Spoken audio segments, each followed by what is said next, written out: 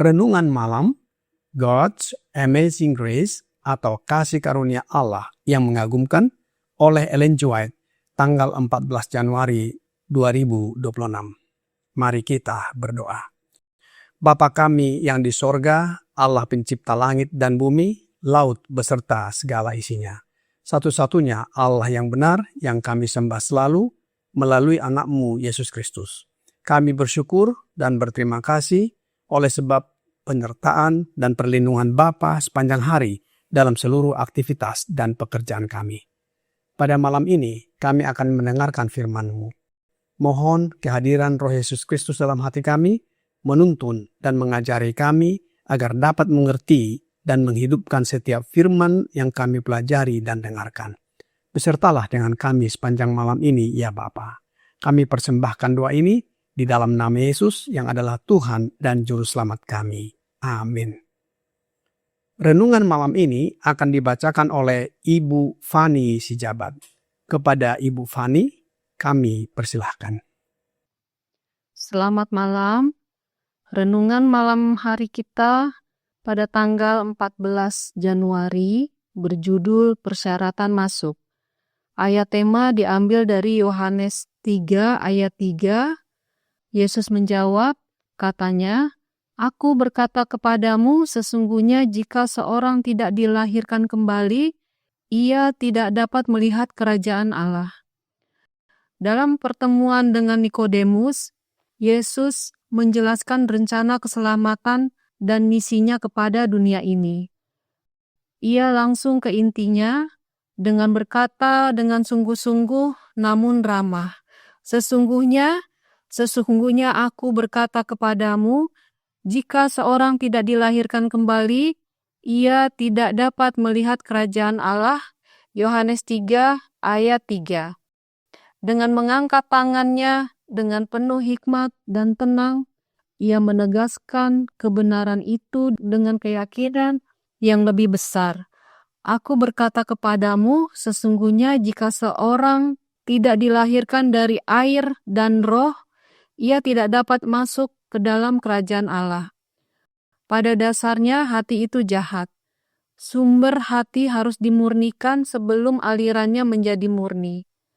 Orang yang berusaha mencapai surga dengan perbuatannya sendiri dalam menuruti hukum Taurat sedang mencoba sesuatu yang mustahil.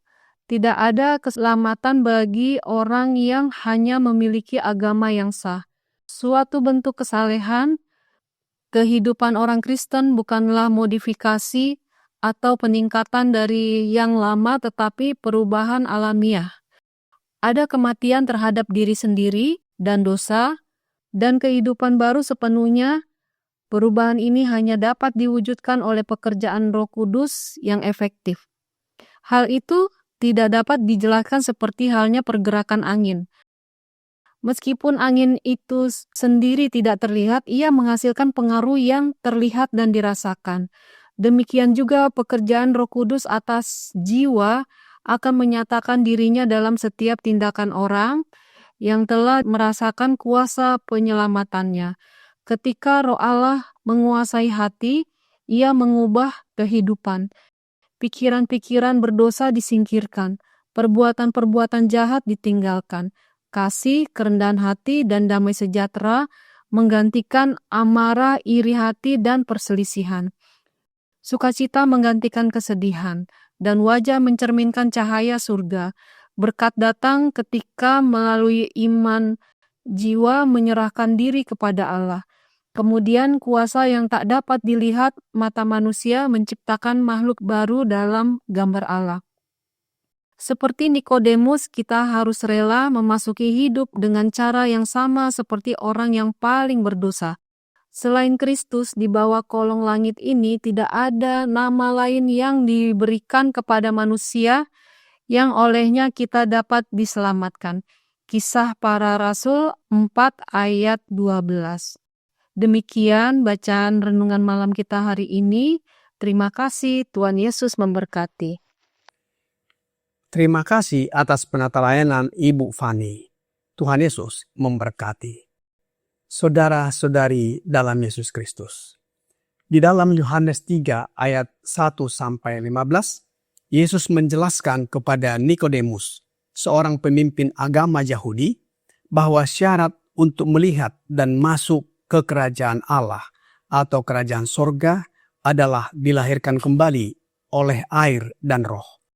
Keselamatan tidak dapat dicapai melalui perbuatan atau ketaatan lahiriah terhadap hukum, karena hati manusia pada dasarnya jahat dan membutuhkan pembaharuan total.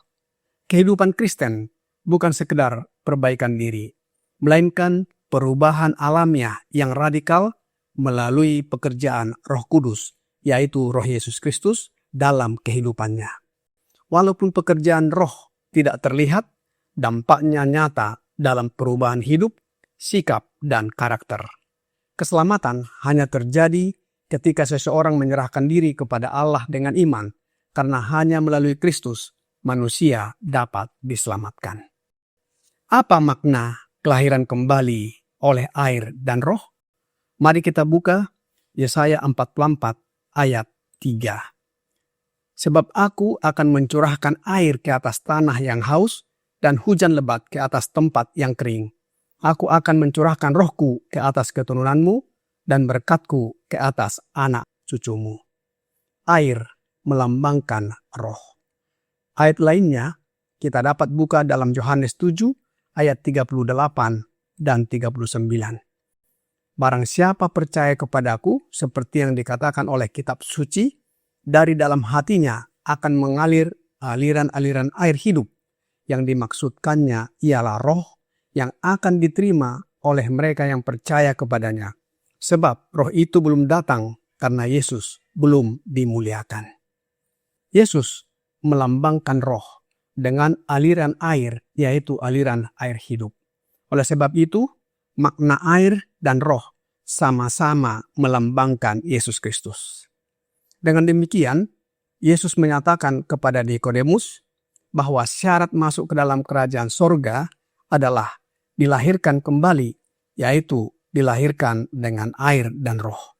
Yohanes 3 ayat 3 dan juga Yohanes 3 ayat 5. Mari kita lihat ayat tersebut. Yesus menjawab, katanya, "Aku berkata kepadamu, sesungguhnya jika seorang tidak dilahirkan kembali, ia tidak dapat melihat kerajaan Allah." Jawab Yesus, "Aku berkata kepadamu, sesungguhnya jika seorang tidak dilahirkan dari air dan roh, ia tidak dapat masuk ke dalam kerajaan Allah." Pertanyaannya adalah, apakah yang dimaksud dengan dilahirkan kembali?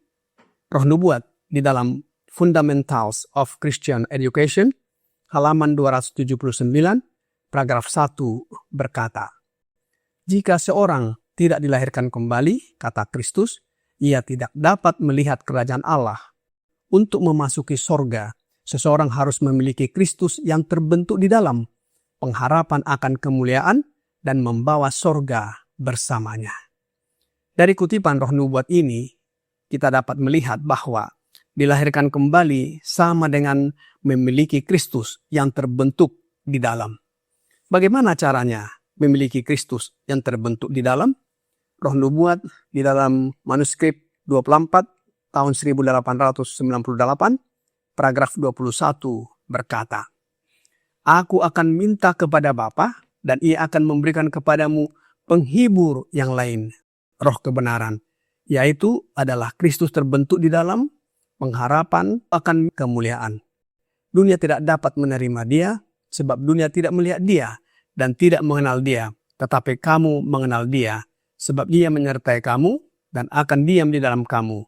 Aku tidak akan meninggalkan kamu sebagai yatim piatu."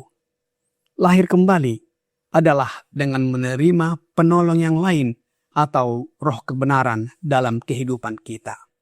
Siapakah sang penghibur yang lain atau roh kebenaran? Roh Nubuat di dalam The Review and Herald, tanggal 19 Mei tahun 1904, paragraf 1 berkata, Kristus menyatakan bahwa setelah kenaikannya ia akan mengirimkan kepada gerejanya sebagai karunia terpentingnya Sang Penghibur yang akan menggantikan tempatnya. Penghibur ini adalah Roh Kudus, jiwa kehidupannya. Kekuatan gerejanya, terang dan hidup dunia. Dengan rohnya, Kristus mengirimkan pengaruh pendamaian dan kuasa yang menghapus dosa. Jelas di sini kita lihat bahwa Kristuslah Sang Penghibur melalui kehadiran rohnya yang kudus, yaitu jiwa kehidupannya. Pertanyaan selanjutnya, sebagaimana sebelumnya ditanyakan, bahwa siapakah roh kebenaran? Roh nubuat di dalam In Heavenly Places, halaman 248, paragraf 5 berkata, kita perlu secara pribadi memiliki Kristus tinggal di dalam jiwa. Kita perlu membuka pikiran dan hati kita kepada berdiamnya roh kebenaran. Di sini kita lihat bahwa Kristuslah roh kebenaran itu, bukan roh yang lain atau Allah roh dan lain sebagainya. Paulus di dalam suratnya ke jemaat Kolose, di dalam Kolose 1 ayat 27 berkata, kepada mereka Allah mau memberitahukan betapa kaya dan mulianya rahasia itu di antara bangsa-bangsa lain, yaitu Kristus ada di tengah-tengah kamu, Kristus yang adalah pengharapan akan kemuliaan. Di dalam Alkitab King James Version dikatakan bahwa Kristus di dalam kamu, sedangkan dalam bahasa Indonesia disebutkan Kristus di tengah-tengah kamu. Jadi yang benar adalah bahwa Kristus di dalam kamu. Saudara-saudari dalam Yesus Kristus, jelas kita lihat dan kita pelajari bahwa Yesuslah Sang Penghibur, Yesuslah Sang Penolong dan Roh kebenaran yang berdiam di dalam hati kita melalui kehadiran Roh-Nya. Oleh sebab itu, kita lahir kembali adalah dengan menerima Roh-Nya Yesus Kristus, yaitu yang disebut Roh Kudus, yang adalah penolong yang lain atau roh kebenaran dalam kehidupan kita. Maka Kristus terbentuk di dalam kita dan hasilnya kita sempurna di dalam Yesus. Inilah jaminan bagi kita diselamatkan dan dapat masuk ke dalam kerajaan Allah, yaitu kerajaan sorga. Kiranya renungan malam ini membawa pembaharuan bagi kita. Tuhan Yesus memberkati. Mari kita berdoa. Bapa kami yang di sorga, terima kasih atas firman yang sudah kami dengarkan malam ini, yang mengajarkan kepada kami bahwa syarat untuk masuk ke dalam kerajaan Allah atau kerajaan sorga adalah dengan hidup yang dilahirkan kembali melalui penerimaan kami akan Roh Yesus Kristus dalam hati kami dan tinggal di dalamnya. Oleh sebab itu ya Bapa, kami mohon karuniakan Roh Yesus Kristus dalam hati kami, agar karakter dan hidup kami disucikan menjadi serupa dengan hidup dan karakternya. Inilah jaminan bagi kami untuk dipersiapkan menyambut kedatangan Yesus Kristus yang kedua kali, dan kami dapat diangkat masuk ke dalam kerajaan sorga. Banyak dosa dan pelanggaran yang kami lakukan ya Bapa, mohon ampuni kami. Kami persembahkan doa ini hanya melalui Yesus Kristus yang adalah Tuhan dan Juru Selamat kami. Amin.